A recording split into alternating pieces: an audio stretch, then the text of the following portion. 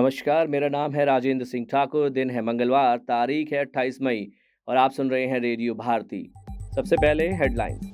भ्रष्टाचार पर शून्य सहिष्णुता एनडीए सरकार का उद्देश्य। जम्मू कश्मीर में भीषण गर्मी जारी, 43 डिग्री सेल्सियस तक पहुंचा अधिकतम तापमान। फिलीपाइंस में तूफान से मची भारी तबाही, 7 लोगों की मौत। आतंकवाद को रोकना होगा, रफा में बह रहा मासूमों का खून। इजरायली हमलों की यूएन ने की निंदा। सर्विस निर्यात में कंप्यूटर के साथ अन्य सेक्टर की भी बढ़ रही है हिस्सेदारी। गोल्डमैन की सक्सेस ने वर्ष 2024 के लिए भारत की जीडीपी वृद्धि का अनुमान बढ़ाकर 6.7% किया। एशियन चैंपियनशिप में स्वर्ण पदक जीतकर दीपा ने रचा इतिहास। AFIH हॉकी प्रो लीग मुकाबले में भारत ने अर्जेंटीना को 4 के मुकाबले 5 गोल से हराया। अब खबरें विस्तार से। प्रधानमंत्री और भारतीय जनता पार्टी के वरिष्ठ नेता नरेंद्र मोदी ने कहा कि राष्ट्रीय जनतांत्रिक गठबंधन सरकार का उद्देश्य भ्रष्टाचार को लेकर शून्य सहिष्णुता है। उन्होंने कहा कि सरकार साक्ष्य आधारित कार्रवाई सुनिश्चित करती है, न कि किसी धारणा पर। एक समाचार एजेंसी को दिए साक्षात्कार में प्रधानमंत्री ने कहा कि जब बड़े आरोपी पकड़े जा रहे हैं तो निहित स्वार्थ पर प्रश्न उठाए जा रहे हैं।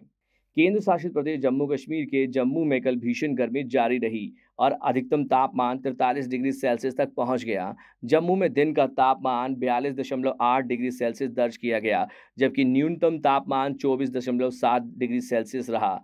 इस मौसम में पहली बार 16 मई को जम्मू में अधिकतम तापमान 40 डिग्री सेल्सियस के पार हुआ था।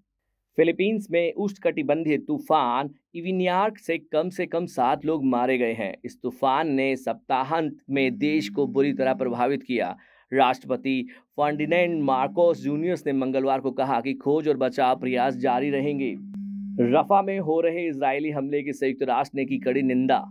यूएन प्रमुख एंटोनियो गुटरेस ने कहा कि इस हमले में बहुत से निर्दोष नागरिक मारे गए जो इस घातक संघर्ष से बचने के लिए शरण की तलाश में थे। उन्होंने कहा कि आतंकवाद को रोकना होगा। उन्होंने यह भी माना कि गाजा में कोई सुरक्षित जगह नहीं है। ट्रैवल, फाइनेंशियल सर्विसेज, मनोरंजन, निर्माण जैसे सेक्टर में भारतीय सर्विस की मांग विदेश में लगातार बढ़ रही है और इस वजह से देश के सर्विस निर्यात में लगातार मजबूती आ रही है। हालांकि अब भी देश के सर्विस निर्यात में कंप्यूटर, संचार एवं सूचना सर्विसेज की हिस्सेदारी 40% से अधिक है। वर्ष 2023 में सर्विस निर्यात वर्ष 2022 की तुलना में 11.9% की बढ़ोतरी के साथ $345 अरब का रहा था। वैश्विक निवेश बैंक गोल्डमैन सैक्स ने वर्ष 2024 के लिए भारत की सकल घरेलू उत्पाद वृद्धि का अनुमान बढ़ाकर 6.7% कर दिया है।